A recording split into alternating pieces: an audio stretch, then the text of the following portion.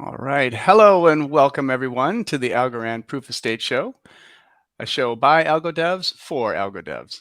Here we connect with the development teams building out our decentralized future. We're focused on the devs, exploring design decisions and the code powering the projects and protocols within the Algorand ecosystem. I'm your host, Ryan Fox, developer advocate here at Algorand. On today's episode, we are focused on the developer experience. My guests are colleagues with me here at Algorand, Ann Kenyon, Director of Product, Jason Paulos, Senior Software Engineer, and Andrew Choi, Software Engineer. The developer experience is a paramount concern to the Algorand ecosystem. Great dev tools like AlgoKit, Conduit, and our various language SDKs combine to form the basis for application development on Algorand. Today, we look at the changes found in Release 3.16, which will greatly improve your development experience during design, testing, and debugging. You will learn how to time walk in dev mode, use the simulate endpoint to track down a bug in PyTail program, and learn how group resource sharing will allow you to design more robust applications on Algorand. We've got a lot to cover here today. Anne, Jason, and Andrew, welcome to the Algorand Proof of Stake Show. Great to be here. Glad to have all of you back as repeat offenders, in fact. So wonderful that you are willing to come back on the show. And you're sporting a new title.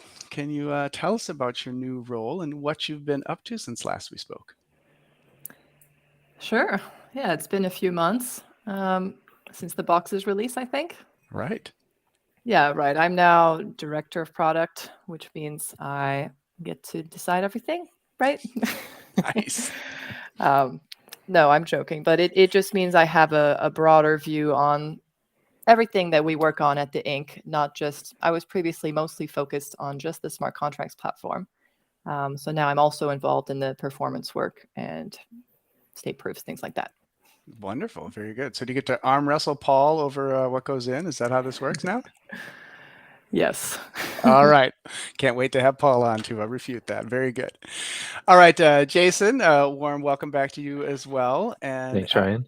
Algorand recently celebrated a couple of milestones. Can you share a bit about each of those?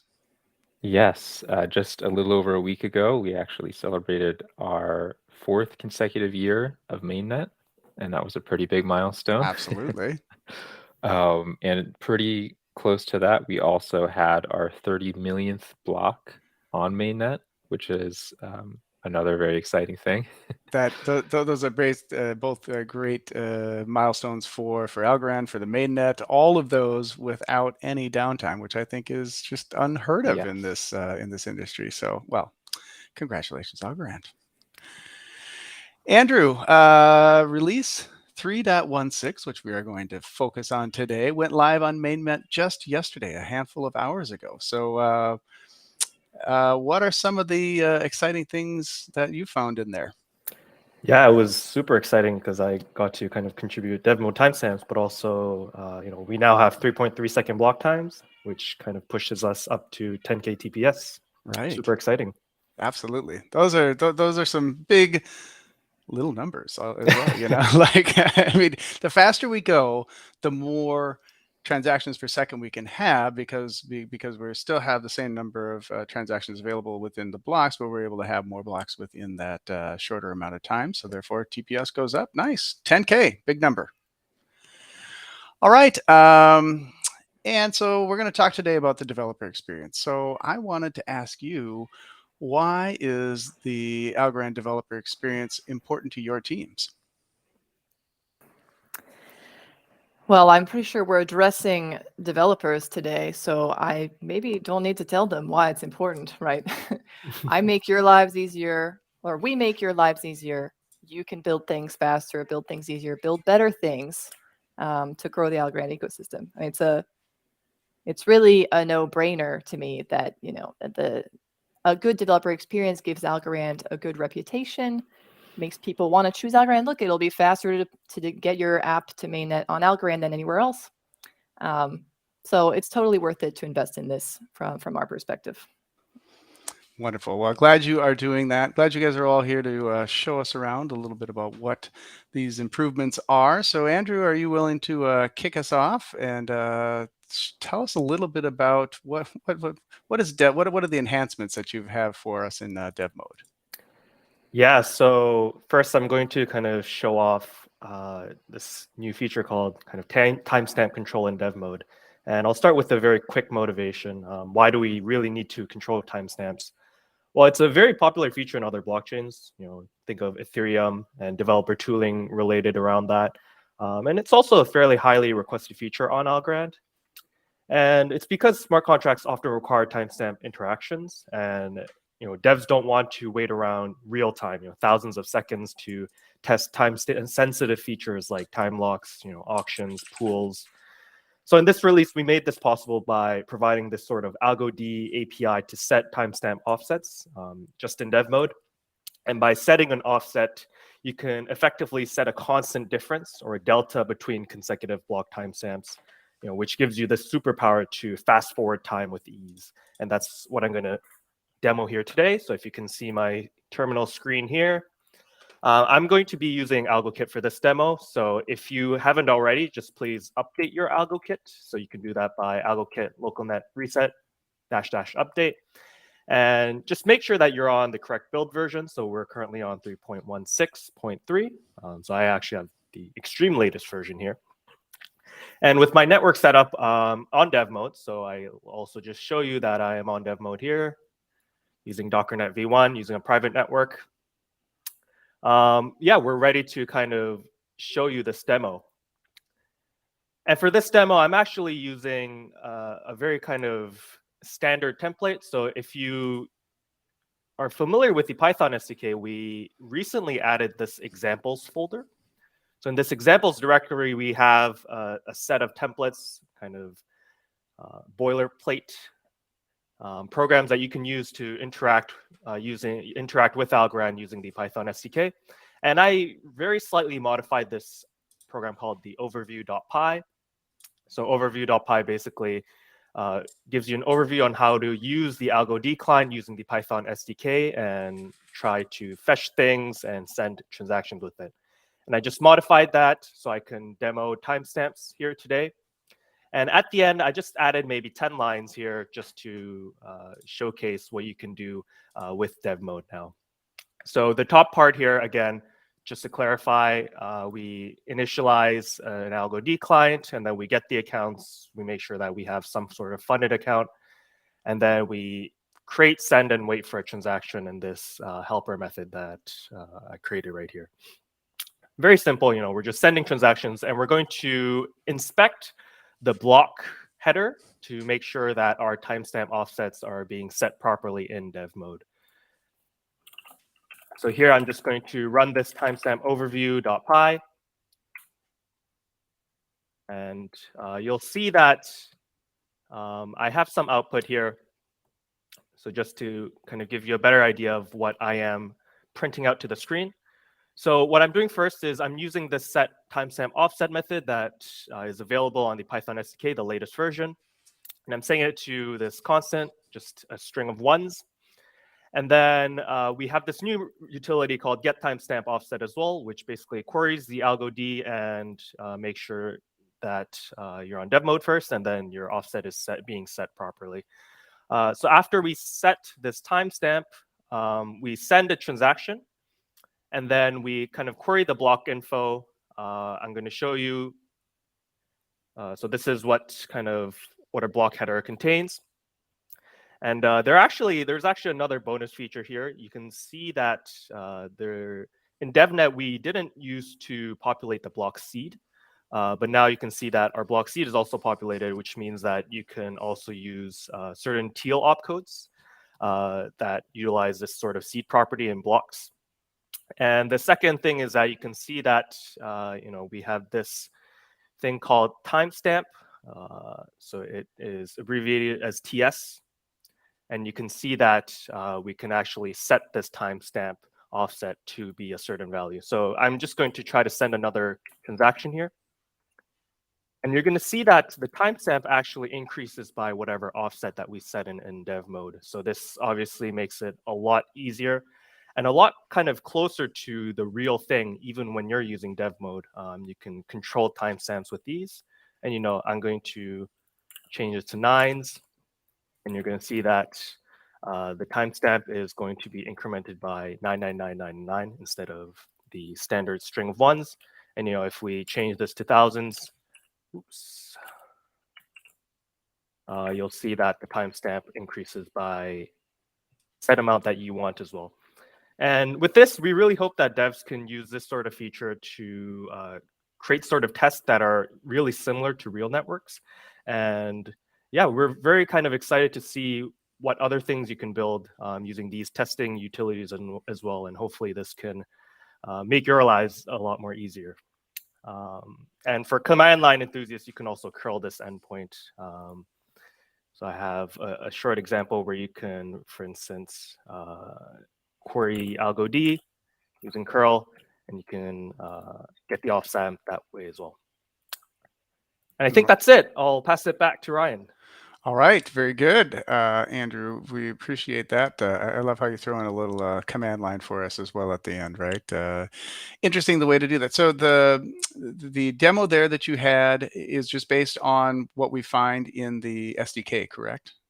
Based Right. on what we find in the examples. In the examples folder, I added around 10 lines. I can also show, maybe I can publish in a GitHub repo, but yeah, it's basically copy and paste and added a few more lines at the end right here. All right, very good. Appreciate that. All right, well let's head over to Jason. I think Jason, you've got some demos to show us about the simulate endpoint. So maybe remind us, right? We've had simulate for a while, but what are some of the enhancements that you're bringing to us and why? Yes, that's right. Thanks, Ryan. Yeah, there are essentially 2 new capabilities of the simulate endpoint in this latest release, and they are going to be able to allow us to both increase the amount of logs that a smart contract can produce and increase the amount of opcode budget that a smart contract can use.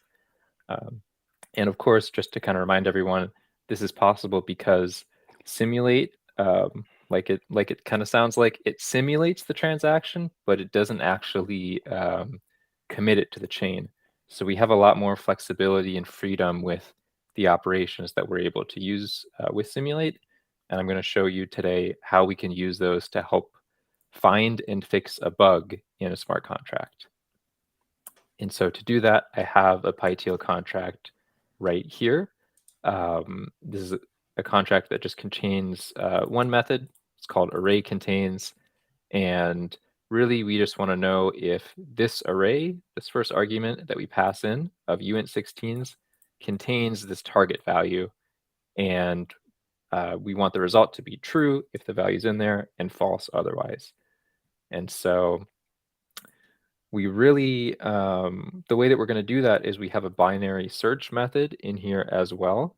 And this is going to be doing the heavy lifting of attempting to find that target element that we're looking for. And if it is in there, we'll return the array index. And so this condition right here, or sorry, if it's not in there, we'll return the length of the array since there are no negative numbers in the AVM. And that's how we're going to know. Basically, if the number that we get back is less than the length, we know that that value is in there. And so I will quickly just show you the binary search routine that we have in front of us. Let's see. If you've written a binary search before, this should be kind of nothing new. If you were to ask ChatGPT to produce a binary search algorithm, it might produce this exact one. And I'm not going to go into detail too much at the moment, but basically, we have a low value, a high value, a midpoint. We get the value at that midpoint. And if it's the value we're looking for, we've done it. So we return the index. Otherwise, we'll change our low value or our high value to try to narrow in on where that value could be. And I guess I just will mention very quickly, this array that's being input is an ordered array. That's kind of a a prerequisite of this function. Okay, so we have this binary search implementation in teal, but how do we know if it's actually working? Well, I've written a few tests to help us figure out if it's working, if it's doing its job properly. I have this app client class, which actually does kind of the heavy lifting of setting up the smart contract and doing the boilerplate kind of information to set up the sender and the signer and to actually call it and simulate it. But all of that gets exposed in this nice array contains method on that class. So we should be able to run these two test cases and hopefully they'll pass. As you can see, we've got the numbers 1 through 5 here. We're trying to see if 4 is in this array. We expect that to be true. And if we try to see if 100 is in that array, we expect that to be false. So I will run this for us right now. And as you can see, the test case passed. So we should be pretty happy with that. However, I want to do kind of a more advanced test just to make sure that there are really no bugs hiding anywhere in this program. So I've written some additional code that's going to make us kind of a more powerful test. So what we're doing here is we are going to create a random list of a bunch of numbers between 1 and 2 to the 16th, which is going to be the largest value that a uint16 can hold. And this array is going to be 998 items long, which is the longest array we can fit into the application arguments. And so we've got this large random array, and we're just trying to see if the number 0 is present in that array or not. And because the min value is 1 of all these random values, we expect that this should be false because 0 just can't be in there. Okay, so let's try to run this test case and see if this passes. And it helps if you save your file before you run it again. And unfortunately, I see some red, and it says logic eval error, subtraction would result negative. Okay, so that's definitely an unexpected result from this test. And so now we have to try and debug what went wrong and how we can fix it. And so let's see. Normally, in a conventional language like Python or Go or JavaScript, it can be really helpful to add print statements to various places of your program just to print out key values to see what they are and to see if they match what you expect them to be. And so we can do a very similar thing right here in PyTeal using the log operation. And so if you haven't used log before, it basically emits a string of bytes from your smart contract, and they are observable after you call that smart contract. And so I've written a routine called print int, which we're going to be using to print out a few of these integers. And so I'll paste in here. We're going to print out the key values that we're looking for. So we're going to print out what low is. We're going to print out what high is. Print out mid. And we will print out guess as well. And this should give us some more insight into what is actually happening during the smart contract execution. All right, so let's try to run this test again.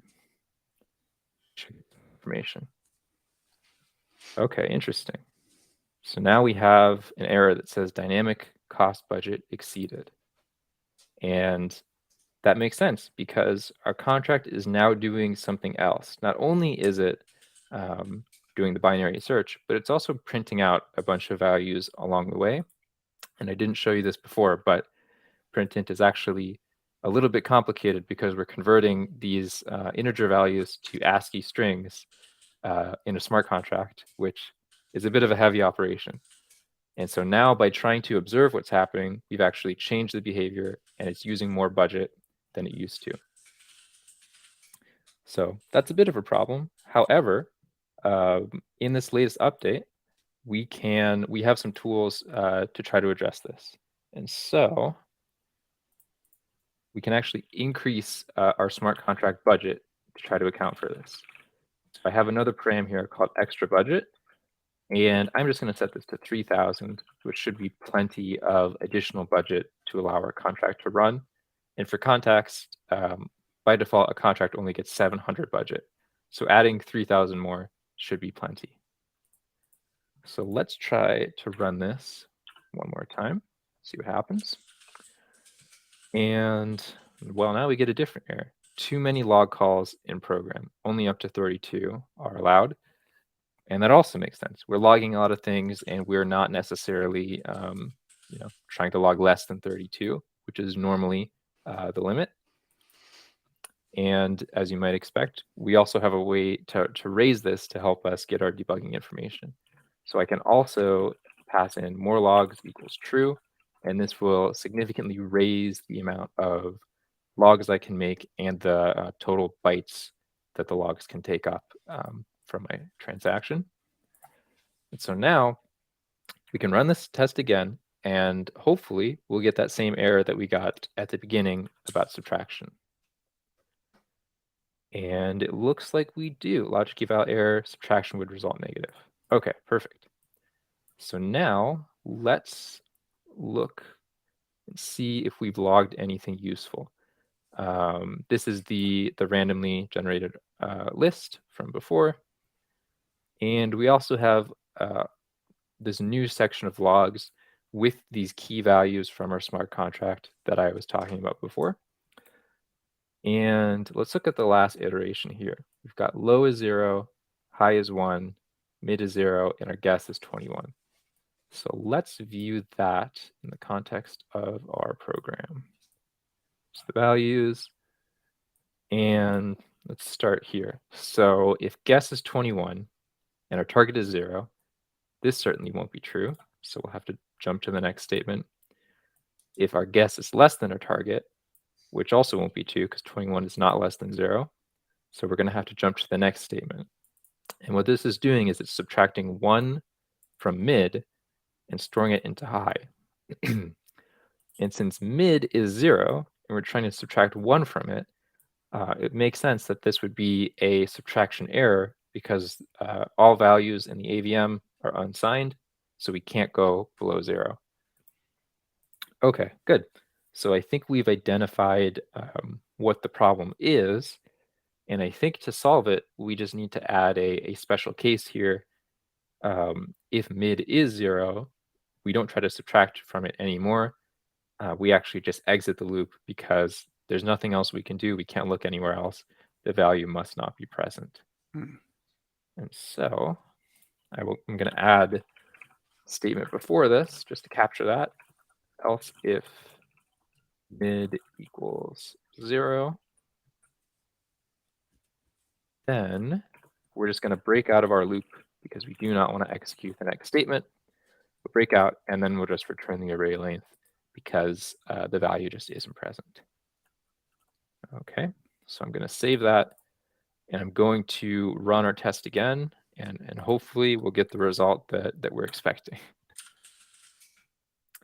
And yes, looks like it. We have our test passes, and yes, we still have all the information that we were logging.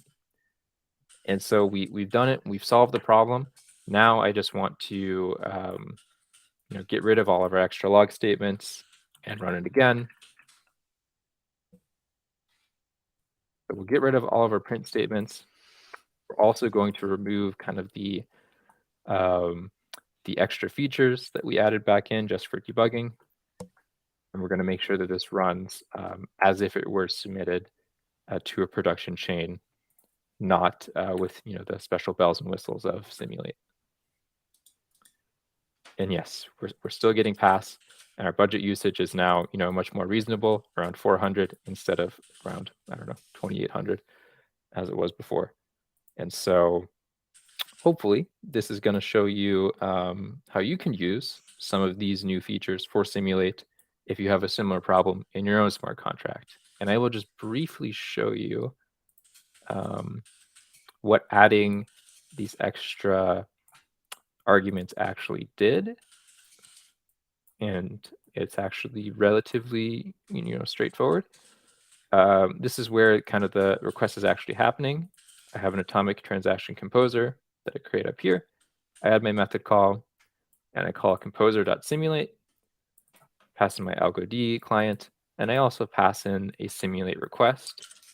And this is where I'm able to specify these additional options. If I want more logging, I can just pass true for this. If I want extra opcode budget, I just have to specify how much I want. And I'm not going to show this off, but we do also have allow empty signatures that you can pass in if you want to not sign your transactions, but still have them be processed by Simulate. That is also possible. And that is all I have to show. All right, interesting stuff, Jason. I can see how this will be very helpful for devs to be able to track down bugs in their code, be able to use all of these additional logging features to be able to help them. There are some questions coming in. I think I'm going to hold off to them, and I'm just going to remind folks that are watching live that use the chat feature of your particular platform. They get aggregated here. I'll take them and queue them up for our guests. So, thank you very much, Jason. And we're going to come over to you next. All right. So you've got you're going to share some updates to AVM 9, right? So in AVM 9. We've got some additions to group resource sharing. So I am going to, do you want me to share your screen straight away, or do you want to talk through it first? Go for it. Yeah. All right. Here we go. Yeah. All right. Yeah. All right. I don't have a compelling demo, but I'm gonna talk through this somewhat, hairy issue of foreign references in the AVM. So I'm going to start with a brief refresher on what foreign references are. All right, when you submit an app call transaction on Algorand, you have to populate your what we call foreign arrays. So there are 4 of them: foreign apps, foreign assets, foreign accounts, and boxes. And you don't have to populate them; they could be empty, but you often will. And the elements in these arrays, they tell the evaluator which pieces of data it will need to access to complete the evaluation of this app call, which pieces of data from the ledger database, so basically from the blockchain. So like if I need to know something about asset USDC, I need to put the USDC asset in my foreign assets array if I'm going to need it as part of my smart contract evaluation, as part of that app call. So why do these exist? Because every time the evaluator needs to read a piece of data from disk, from the ledger, it's a little bit of an expensive operation, read or write. So it has to be limited, because if it was unlimited, and one smart contract evaluation could take millions of reads and writes to disk, obviously that could slow down the performance of the blockchain. And this problem is not unique to Algorand, by the way. Every blockchain has to figure out how to manage this resource of reading and writing. And the way that we handle it is through these foreign arrays. So here I have a simple example. I'm just going to talk about assets, but it generalizes to the other types as well. I'm just keeping it simple for this explanation. So in AVM 8 and before, this is how it would work, right? So these 3 transactions are in a group together, but this property is independent from the other transaction in the group. So if I have this first transaction in its foreign assets array has the Pepe asset. So during evaluation, it can access the metadata of the Pepe asset.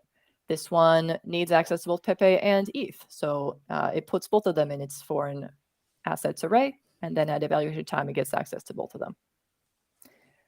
So that's the refresher. And the actual limit, by the way, I don't think I mentioned the actual number, is that across your 4 foreign reference arrays, you can have at most 8 references. And over time, as people started building more and more in Algorand, it became obvious that, like, for some set of use cases, that 8 number was a problem. It was preventing them from building what they wanted to. And one of the simple examples to talk about is, if you're building an NFT marketplace and people are selling art on it, and they want to include royalties as part of the auction or whatever, any sale. So, the person receiving the royalties, their account, would want to get paid out as soon as at the same time as the NFT is transferred. So their account needs to be part of the foreign accounts array. Okay, great, that works. But what if there's more than one person who created the NFT and you want to split those royalties across 10 different people? Maybe there's a musician and a designer and an actual graphics person and the AI. Maybe you want to give the AI some royalty because they were involved, So anyway, that list could grow easily, but because of this 8 limit, you can only handle at most a few people who would receive royalties. So you could never handle something like, a Hollywood movie, right? Those credits are like thousands of people long. So that's a simple example just to show where this can become a problem. But other more complicated examples are, composable DeFi. If you want to find the best swap trade across a bunch of different apps, then you're going to need access to lots of different apps for that one smart contract call. So what did we do about it? We introduced group resource sharing, is what we've been calling it. So in AVM9, which is now live on mainnet, foreign references, so the access to various pieces of data is shared across the transaction group. And so this should feel familiar because it's kind of like, okay, when we didn't have enough opcode budget, we said, okay, now you can share opcode budget across the group. We also introduced fee pooling. Fees are pooled. Transaction 1 could pay all the fees and transaction 2 and 3 could have 0. So in a similar way, here I've set it up so transaction 1 is the one putting everything in their foreign arrays, and transactions 2 and 3 have nothing in their foreign arrays. But now all 3 transactions have access to all 3 of these assets during evaluation. So you can see it. You could now have access to a lot more things by just adding more transactions to your group, and you could potentially add a transaction that doesn't do anything except you're using it to get that extra read and write budget. Hopefully that makes sense. And yeah, what else was I going to say? I don't know. Yeah, I hope that makes sense. Yeah, well, good. Well, maybe just on the point. So in the diagram here, so you set it up so that we are Right. in the first transaction, we're putting them all there, but you could have just as easily put it in transaction 1, left it empty, Right. along with transaction 2 empty, and then put them all in 3, and therefore Right, you could have put still, 1, yeah. 1, and 1. Yeah. Okay, We I all get remember it. what I was going to say. Yeah. I was going to say, so I've explained a pretty basic example. There are some subtleties with this group resource sharing that I don't want to bore you by talking about them for 20 minutes, but I invite you to read the articles that we've published on the developer portal that talk about this. There's one specifically about group resource sharing. Because as you may know, certain types, so here, right, when you're accessing an asset, when you put an asset in your foreign assets array, it allows you to access that asset's metadata. So the number of decimals and stuff like that. But if you want a specific account asset balance, you need access to both the account and the asset to be able to get that value. So anyway, there's some subtleties in there that I invite you to go read about in the sort of article and our multiple articles, also the documentation about foreign references has been updated to reflect AVM9. Right, cool. Yes, and everybody can go to the developer portal, which is found at developer.algorand.org. And then Anne's article is listed up there under the Learn navigational element. And then there is one called Blog. And then you'll see all of the various blog articles. And one talks about group resource sharing. I think you have some links in that article as well to some example codes that you can test it out as well, correct? Usually you Maybe. do. Maybe. Yeah, I don't Maybe. know. I'm thinking usually you do. So that's why I For threw it out. there's another article that talks about the dev mode timestamp and the simulate stuff, and that one definitely has some code examples for you to see.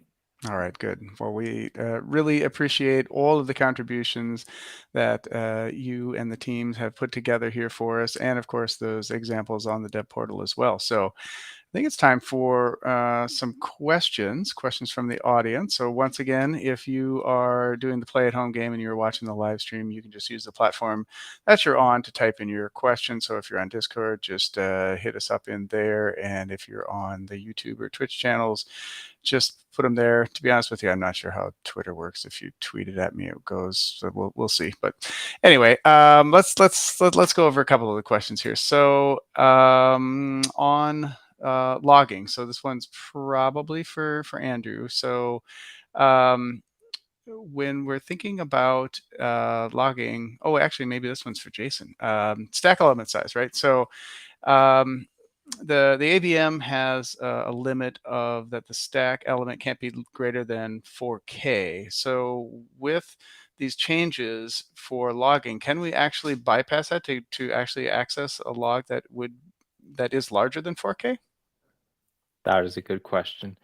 Yeah, unfortunately, that limitation, it has to do with just the maximum length of a byte string that you can have in a smart contract. And unfortunately, that's unchanged. That is still 4K. However, you can log that 4K value if you wanted to. Whereas, prior to this, the maximum log length was 1K. So you do still get some more room to work with. Okay, so we can actually now log the maximum allowable size of Yes. of the element on the stack. Okay, so we can't, because it's going to fail ahead of time. So if I was trying to concat something two 4K objects together, the opcode would fail in and of itself, and we would get a different error. Therefore, we couldn't log it anyway. Right. Okay. Right. If you can compute it, you can log it. I like the way that sounds. All right, good. Thank you for that. Any other comments or that you want to add in there on that one? All right, good. Let's see here. I've got another question here. This one happens to do with timestamp offsets in dev mode. So, Andrew, what happens if you don't set a offset in dev mode? What is your node going to do? Yeah, so usually the node, it defaults to using a real clock. So it will basically use a real clock for the first block. And then, if you leave it actually dormant, the block timestamp can actually go forward by at most 25 seconds. Okay. So that's what you might see. And as soon as you kind of set an offset, it will basically set the next block timestamps offset to the previous one plus the offset. So that's kind of what happens. Okay. All right. Very good. And are you allowed to change that offset like at any time? Does the node just it takes that? Yeah. So as long as it's before the block is created, you can change the offset, and it will be reflecting the next block that you kind of create in dev mode. All right. Can you set it to 0? You can set it to 0, and if you set it to 0, the block timestamp effectively freezes. So it'll be constant no matter how many blocks you create. Meaning that it's going to create a block every single time the timestamp will be whatever time you actually created it at. Sorry. So if you set it to 0, and let's say your previous timestamp was at 3, then every subsequent timestamp after that will also be 3. The timestamp will be 3. I see what you mean by freeze now. Okay, cool. All right, let's do that. So looking around for some other questions around here, or if anybody else has some questions that they are seeing as I look through look through Yeah, them. there was one over here. Are timestamps available in logic sigs? Yeah, so timestamps are in the block header, right? So if you have like a teal program that has certain opcodes that require you to get timestamps, then yeah, for sure you can use this utility in dev mode for that. Some of them are application only, but I believe there are ways to get timestamps in logic sigs as well. So yes. All right, very good, very helpful. All right, I am looking around and I am not seeing a whole lot of questions coming through here. So I'm going to look at my colleagues here. Do we have any good questions that we want to ask each other here? Any gotchas that we've seen in the, in the little bit of time that we've had this in mainnet, and certainly we've had it in betanet where we've been testing it ahead of time. But anything that devs had come up with and we should let them know about. Well, do we expect this to, will this all be easy to use in AlgoKit? Well, I mean, I think it's all available there. So will it be easy to use? I don't know that all the tooling is built in to be able to use this, but I certainly see the value of Simulate. I mean, what will be coming will be the ability for us to just hit the Simulate endpoint and know all of the bits that I'm going to access and just be able to build that transaction foreign reference array. So I think we'll be seeing some enhancements to the SDKs and the tooling within AlgoKit to be able to do that. Yes. Yeah, and I use AlgoKit for my demo, so it's as long as you use kind of the latest build version, it should be available. But I noticed that some of the interfaces were not necessarily updated, so I don't see it in the AlgoD API column, for instance. But yeah, you could definitely use it if you kind of use it like a sandbox. Right. All the new features should be there. Okay, good. I am still looking. I see one of my colleagues typing in what might be a question, so I'm going to hold off for just a second. So there's a question about AlgoKit for Linux distribution. So AlgoKit is available on all platforms, and the simplest way to install it is just simply pipx install AlgoKit. That way you can download it from the pipx repository on all of them. So we don't have binary distributions, but they are all available through pipx.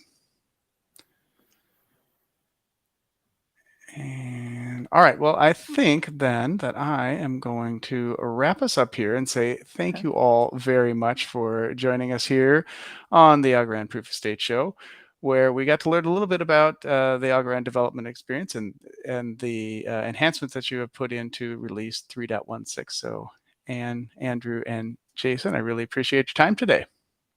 Thanks, Ryan. Yeah, thanks, Ryan.